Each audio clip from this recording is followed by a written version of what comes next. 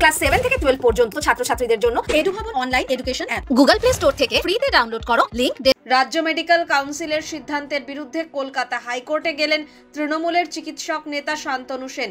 শুক্রবার বিচারপতি অমৃতা সিংহের এজলাসে ওই মর্মে মামলা করেছেন তিনি। তার ফাঁকেই বলেছেন, যা হয়েছে তা আমি মুখ বুজে মেনে নেব না। শান্তনু কলকাতা পুরসভার তৃণমূলের প্রাক্তন কাউন্সিলর, তৃণমূলের প্রাক্তন রাজ্যসভা সাংসদও বটে। আবার প্রায় 1 বছর তিনি প্রাক্তন তৃণমূল নেতা, কারণ আরজিকর পর্বে দল তাকে নিলম্বিত করেছিল। শান্তনুর পরিচয়ের পাশে সবেতেই যখন প্রাক্তন যুক্ত করতে হচ্ছিল, তখন বর্তমান বলতে ছিল শুধু তার ডাক্তার পরিচয়। বৃহস্পতিবার রাজ্য মেডিকেল কাউন্সিলের সিদ্ধান্তে সেটিও খুইয়েছেন তিনি। আপাতত তিনি প্রাক্তন চিকিৎসক হিসাবে তার রেজিস্ট্রেশন বাতিল প্রসঙ্গে শান্তনু বলেন, আমার কষ্টার্জিত রেজিস্ট্রেশন কেউ যদি চক্রান্ত করে কেড়ে নিতে চায়, তাহলে আমি চুপ করে বসে থাকবো নাকি? কি করবেন? শান্তনুর জবাব, আমি আইনি পরামর্শ নেব এবং জিতব।